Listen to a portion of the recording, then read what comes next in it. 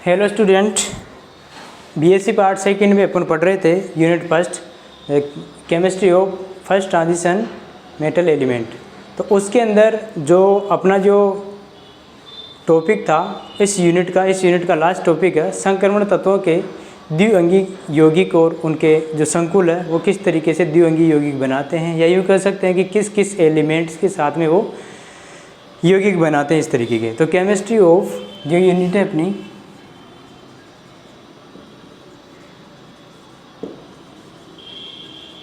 Element of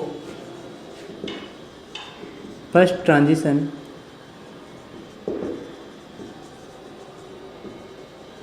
elements,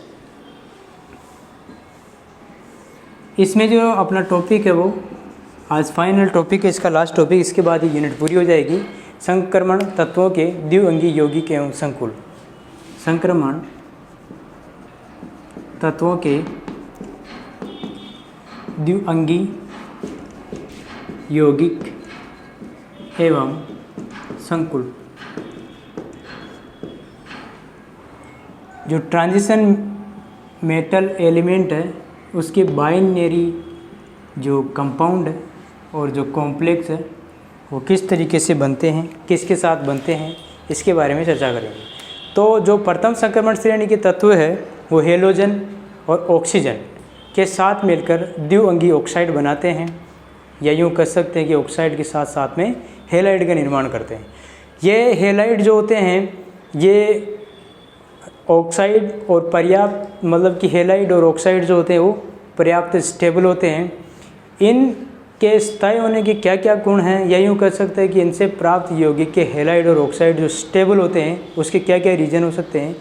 पहला तो ये है कि रूम टेम्परेचर पर सामान्य अवस्था में ये रह सकते हैं। दूसरा ये है कि वायु द्वारा उनका जो सामान्य अवस्था में रूम टेम्परेचर पर रह सकते हैं। दूसरा ये है कि वायु द्वारा उनका ऑक्सीडेशन या संभव नहीं हो, ऑक्सीडेशन क्या हो उनका पॉसिबल नहीं हो। और थर्ड जो इसकी प्रॉपर्टी है वो ये है कि जो सामान्य रूम टेम्परेचर है उनका कमरे के ताप पर उनका न तो असमानुपातन या डिस्प्रोपोर्शनेशन की जो रिएक्शन है वो नहीं हो सकती, या फिर यूँ कह सकते हैं विघटन भी नहीं हो सकते। तो प्रथम संक्रमण श्रेणी के तत्व ऐसे लिख सकते हैं कि प्रथम संक्रमण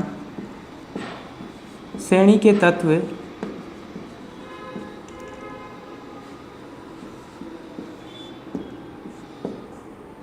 हेलोजन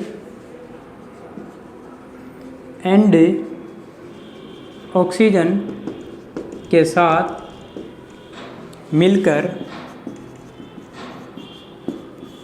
ऑक्साइड एंड जो ऑक्सीजन के साथ कंबाइंड होंगे वो ऑक्साइड बनाएंगे, और जो हेलोजन के साथ होंगे वो हेलाइड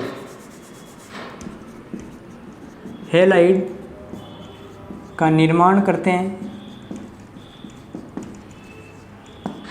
तो जो प्रथम संक्रमण श्रेणी के एलिमेंट है वो हेलोजन और ऑक्सीजन के साथ मिलकर ऑक्साइड और हेलाइड का निर्माण करते हैं। ये हेलाइड और ऑक्साइड ये है हेलाइड और ऑक्साइड पर्याप्त स्थायी होते हैं, पर्याप्त स्थायी होते हैं, जिनके निम्न कारण, इनके स्थायी होने के कारण क्या क्या है वो, जैसे मान लो कि रूम टेम्परेचर पर सामान्य अवस्था में ये रह सकते हैं। तो फर्स्ट जो है इसका रीजन कि रूम टेम्परेचर पर सामान्य अवस्था में रह सकते हो।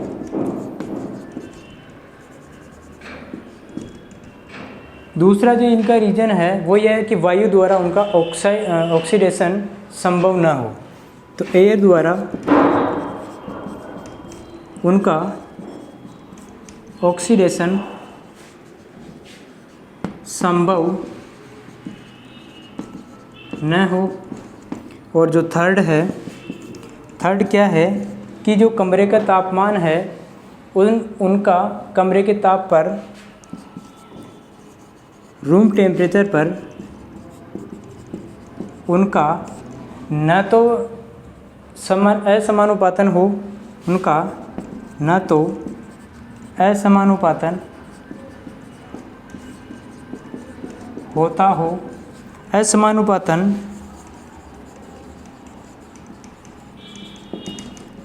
डिसप्रपोर्शनेशन, न तो उनका असमानुपातन होता हो और ना ही विघटन, न तो ये डिसोसिएट होते हो, न तो ये टूटते हो और न ही इनका डिसप्रपोर्शनेशन होता हो। तो ये से जो प्रॉपर्टी है ये तीनों ही रूम टेम्परेचर पर सामान्य अवस्था में ये रह सकते हो, एयर द्वारा उनका ऑक्सीडेशन संभव ना हो, रूम टेम्परेचर पर उनका न तो असमानुपातन होता हो और न ही विघटन हो। ये सारे ही होते हैं हेलाइड और ऑक्साइड कैसे होते हैं, पर्याप्त स्थायी होते हैं। यह यूँ कह सकते हैं कि पर्याप्त स्थायी होने के लिए उनके पास ये प्रॉपर्टी होना आवश्यक है। अब जैसे मान लो कि प्रथम जो संक्रमण श्रेणी के एलिमेंट हैं उनको देखा जाए या यूँ कहे कि उनकी जो ऑक्साइड या हेलाइड बनाने की जो टेंडेंसी है वो किस तरीके से अपन बता सकते हैं। तो एक मैं लिखता हूँ ऑर्डर इनका कि ये स्कैंडियम है, titanium, vanadium, chromium, manganese, iron, cobalt, nickel, copper और जिंक। ये संक्रमण तत्व है, ये ट्रांजिशन एलिमेंट और ऑक्सीडेशन नंबर। जैसे मान लो कि +2 ऑक्सीडेशन नंबर में है तो जो स्कैंडियम है और जिंक ये दोनों ही एलिमेंट ऐसे हैं, मैंने लास्ट वाली वीडियो में बताया था, इससे पहले वाली वीडियो में, ये दोनों ही एलिमेंट ऐसे हैं जो एक ही ऑक्सीडेशन नंबर शो करते हैं। ये +3 शो करता है और ये +2 करता है। +2 इसीलिए करता है कि इसके बाद इसका कॉन्फ़िगरेशन क्या हो जाता है, D10 पूरा भरा होता है और +3 करने के बाद इसका कॉन्फ़िगरेशन क्या हो जाता है, अक्रिय विन्यास को प्राप्त कर लेता है। तो +2 में ये तो कोई नहीं बनाएगा, ये बनाएगा जैसे टाइटेनियम ऑक्साइड है, टाइटेनियम ऑक्साइड है, ये वेनेडियम ऑक्साइड है, ये क्रोमियम ऑक्साइड है, ये मैग्नीज ऑक्साइड है, ये आयरन ऑक्साइड है, ये कोबाल्ट ऑक्साइड है, ये निकिल ऑक्साइड है, ये कॉपर ऑक्साइड है और ये जेडन ऑक्साइड है। ये सारे ही ऑक्सीजन के साथ में क्या बनाते हैं, द्विअंगी या बाइनरी कंपाउंड बनाते हैं। अब जैसे मान लो कि इसका मैं फ्लोरीन के साथ में रिएक्ट कराऊँ तो इसके साथ में हेलाइड बनाएगा ये टाइटेनियम 2+ में, और वेनेडियम 2+ में भी ये भी यही बनाएगा। ऐसे ही क्रोमियम 2+ में ये बनाएगा CrF2 और MnF2, FeF2, COF2 और निकिल F2 और CuF2 और ZnF2। ऐसे ही बहुत सारे हेलाइड है जो जैसे मान लो कि टाइटेनियम ब्रोमाइड है या क्लोराइड है या आयोडाइड है, ये सारे भी ऐसे ऐसे क्या बनाएंगे, हेलाइड बनाते हैं।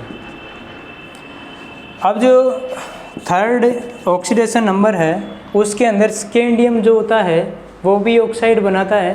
तो स्कैंडियम कौन सा ऑक्साइड बनाएगा, इसके स्कैंडियम के नीचे लिखते हैं, स्कैंडियम इस तरीके का ऑक्साइड बनाएगा। ऐसे ही टाइटेनियम Ti2O3 बनाएगा। अब इसके अंदर V2O3, इसमें Cr2O3, इसमें Mn2O3, इसमें Fe2O3, इसमें CO2O3, इसमें निकिल2O3, इसमें Cu2O3।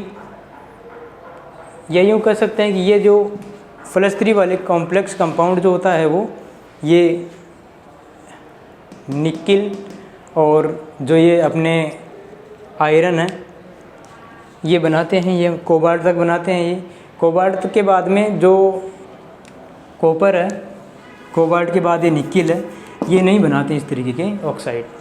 अब हेलाइडों में ये बनाते हैं हेलाइड, जैसे TiF3 ये बनाएंगे और स्कैंडियम F3 ये भी बनाएंगे। ये भी सारे ऐसे कैसे ऑक्साइड बनाते जाएंगे। तो यूँ कह सकते हैं कि +3 ऑक्सीडेशन नंबर में fluoride 3, bromide, titanium bromide, titanium iodide, vanadium fluoride, ये भी इस तरीके के क्या बनाते हैं, जैसे Cr है, CrF3, इस तरीके की हैलाइड बनाते हैं ये। तो कहने का मतलब क्या है कि जो प्रथम संक्रमण श्रेणी के जो एलिमेंट है वो इस तरीके की हैलाइड और ऑक्साइड बनाते हैं जो पर्याप्त क्या होते हैं, स्थायी होते हैं। जैसे मान लो कि इन और भी हैं, जैसे ऑक्साइड इनकी +5 में और +6 में और +7 में भी इनका ऑक्साइड बनता है। जैसे अमन है, अमन में Mn2O7, Cr2O3, इनमें भी क्या होता है कॉम्प्लेक्स के अंदर जो ये बनेगा ऑक्साइड, जैसा बनता है V2O5 है, VO2 है, +4 के अंदर भी बनता है VO2, Cr2, MnO2, Fe2O3, ये सारे क्या है ऑक्साइड है। ऑक्साइड के साथ साथ में VF5, Cr, F7, F6, Mn, ये सारे बनाते हैं 7 तक। Mn2O7 या CrF6 ये बनाता है, तो हैलाइड भी बनाते हैं और ये ऑक्साइड भी बनाते हैं। तो कहने का मतलब क्या है कि प्रथम संक्रमण श्रेणी के जो एलिमेंट होते हैं वो ऑक्साइड भी बनाते हैं और हैलाइड भी बनाते हैं, जो पर्याप्त स्थायी होते हैं। स्थायी क्यों होते हैं वो मैंने रीजन बताया था कि रूम टेम्परेचर पर सामान्य अवस्था में रह सकते हैं और सामान्य ताप पर उनका डिस्प्रपोर्शनेशन नहीं हो पाता और नहीं इसका फ्रिगमेंटेशन या अपघटन हो सकता है या विघटन हो सकता है, वायु द्वारा उनका ऑक्सीडेशन पॉसिबल नहीं होता हो। तो ये सारे जो होते हैं वो ऑक्साइड और ये इस तरीके के बाइनरी कंपाउंड का क्या करते हैं, निर्माण करते हैं। अब जो मुख्य जो बात है कि जो संक्रमण श्रेणी के जो तत्व होते हैं वो एक तो पहली बात तो ये कि इनमें अयुग्मित इलेक्ट्रॉन उपस्थित रहते हैं डी के अंदर, और ये रिक्त डी कक्षक साथ में अयुग्मित इलेक्ट्रॉन भी रखते हैं और रिक्त भी होते हैं। इसी कारण यौगिक कई प्रकार के लिगेंड के साथ में कोऑर्डिनेट बॉन्ड बनाकर संकुल का क्या करते हैं, निर्माण करते हैं। तो संक्रमण श्रेणी के तत्वों में डी कक्षक में अयुग्मित इलेक्ट्रॉन की उपस्थिति एवं रिक्त डी कक्षक होने के कारण ये कई प्रकार के लिगेंडों के साथ उप सहसंयोजक बंध बनाकर संकुल का क्या करते हैं, निर्माण करते हैं। तो संक्रमण तत्वों में, संक्रमण श्रेणी के तत्वों में वैकेंट या रिक्त डी कक्षक एवं अयुग्मित इलेक्ट्रॉन्स की उपस्थिति के कारण यह लिगेंड के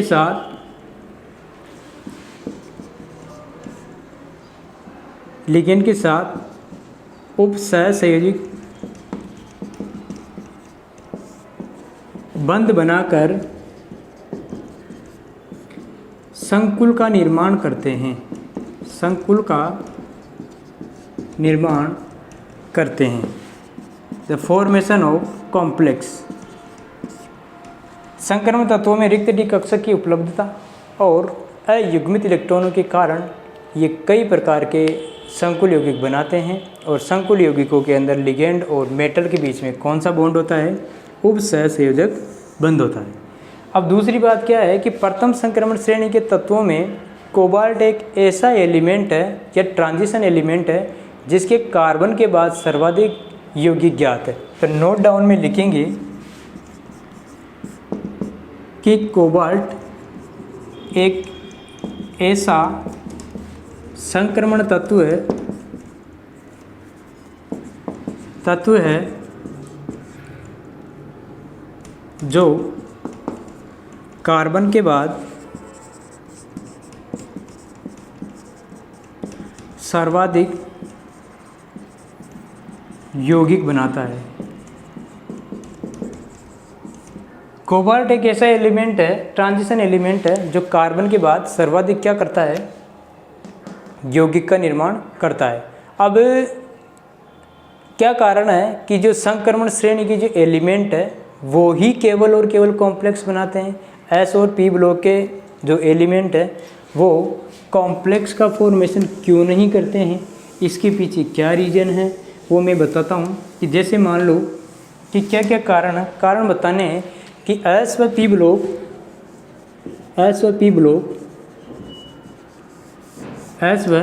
ब्लॉक तत्वों की तुलना में डी ब्लॉक के तत्वों की तुलना में डी ब्लॉक तत्वों में संकुल बनाने की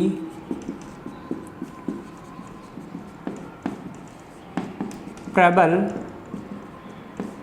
प्रवृत्ति पाई जाती है, जिसके निम्न कारण है।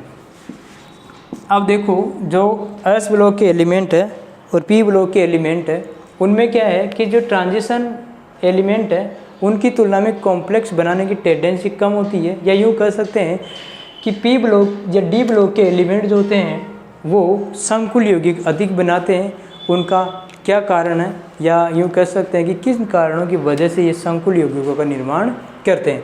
तो पहला जो रीजन है इनका क्या है कि जो धनायन का छोटा आकार और आवेश घनत्व का मान अधिक होता है इसमें। पहला तो क्या है, धनायन का आकार छोटा तथा आवेश घनत्व का मान अत्यधिक होता है। तो डी ब्लॉक के एलिमेंट जो होते हैं, एक तो धनायन का आकार छोटा होता है तथा आवेश घनत्व का मान अत्यधिक होने के कारण ये संकुल यौगिकों का निर्माण करते हैं।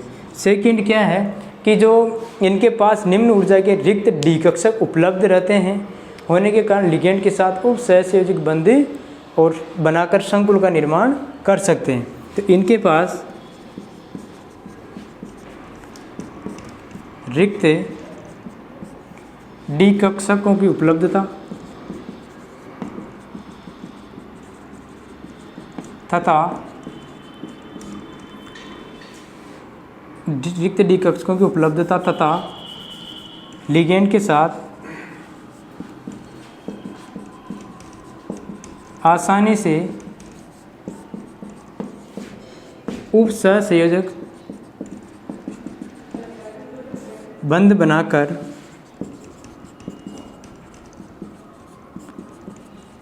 संकुल निर्माण कर सकते हैं। तो दूसरा रीजन क्या है, वैकेंट डी ऑर्बिटल होता है और इनकी एनर्जी क्या होती है, कम होती है। इसीलिए ये आसानी से किसका निर्माण कर सकते हैं, कॉम्प्लेक्स का फॉर्मेशन कर सकते हैं। दूसरी इम्पोर्टेंट बात क्या है कि +3 ऑक्सीकरण अवस्था वाले संकुल +2 ऑक्सीकरण अंक वाले संकुलों की तुलना में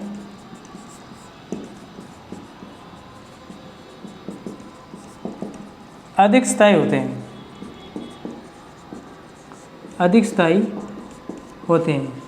इसका कारण क्या है कि जो जैसे जैसे किसी भी कॉम्प्लेक्स कंपाउंड में मेटल की ऑक्सीडेशन नंबर बढ़ती जाएगी तो उस कॉम्प्लेक्स में जो स्टेबिलिटी है वो ज़्यादा आती जाएगी। तो कह सकते हैं कि जैसे जैसे ऑक्सीडेशन नंबर बढ़ता जाता है किसी भी कॉम्प्लेक्स का, तो सेंट्रल मेटल एटम का क्या है, साइज़ घटता जाता है। और सेंट्रल मेटल एटम का साइज़ घटने के साथ साथ किसी भी कॉम्प्लेक्स कंपाउंड की स्टेबिलिटी क्या हो जाती है, इंक्रीज हो जाती है। अब देखो, जो धनायन का आकार छोटा होता है, आवेश घनत्व का मान अधिक होता है, इनके पास रिक्त डी कक्षक होते हैं। रिक्त डी कक्षक निम्न ऊर्जा युक्त कैसे होते हैं, निम्न ऊर्जा युक्त लो एनर्जी युक्त क्या होते हैं, रिक्त डी कक्षक उपलब्ध होते हैं, जो आसानी से लिगेंड के साथ में कोऑर्डिनेट बॉन्ड बनाकर क्या करते हैं, संकुल निर्माण करते हैं। +3 ऑक्सीडेशन नंबर +2 की बजाय ज़्यादा स्टेबल होती है, क्योंकि किसी भी कॉम्प्लेक्स कंपाउंड में सेंट्रल मेटल एटम पर ऑक्सीडेशन नंबर बढ़ने के साथ साथ उसकी साइज़ घटती जाती है और साइज घटने के साथ साथ उसके ऊपर आवेश घनत्व का मान ज़्यादा होता है, और आवेश घनत्व का मान ज़्यादा होने के साथ साथ लिगेंड से इलेक्ट्रॉन को आसानी से एक्सेप्ट कर सकते हैं, और एक्सेप्ट करने के साथ साथ में जो बॉन्ड का फॉर्मेशन है इनके मध्य, कोऑर्डिनेट बॉन्ड का फॉर्मेशन, वो ज़्यादा स्ट्रॉन्ग होता है। ज़्यादा स्ट्रॉन्ग होने के साथ साथ में इनकी स्टेबिलिटी क्या हो जाती है, बढ़ जाती है। अब जो लिगेंड होते हैं, लिगेंड 2 टाइप के होते हैं। लिगेंड पहला जो होता है लिगेंड प्रबल या कठोर या स्ट्रॉन्ग एसिड या कठोर हार्ड, कठोर अम्ल, और एक होते हैं मृदु अम्ल, सॉफ्ट एसिड, मृदु अम्ल। अब जो कठोर एसिड होते हैं वो कौन कौन से होते हैं? जिनकी इलेक्ट्रोनेगेटिविटी ज़्यादा हो या दाता परमाणु कैसा हो, उनका छोटा हो। तो डोनर एटम जो होता है स्मॉल डोनर मेटल एटम होना चाहिए, यानी कि जो डोनर एटम है वो कैसा होना चाहिए, छोटा। और इसकी छोटा होने के साथ साथ में कैसा होना चाहिए, मोर इलेक्ट्रो नेगेटिविटी, इलेक्ट्रोनेगेटिविटी ज़्यादा होनी चाहिए। इलेक्ट्रो नेगेटिविटी यानी विद्युत ऋणता का मान ज़्यादा होने चाहिए, या लेस पोलर या कम ध्रुवित होने चाहिए, कम पोलर होंगे ये। और जब कम पोलर होंगे तो एग्जाम्पल कौन कौन से, नाइट्रोजन है, ऑक्सीजन और फ्लोरीन।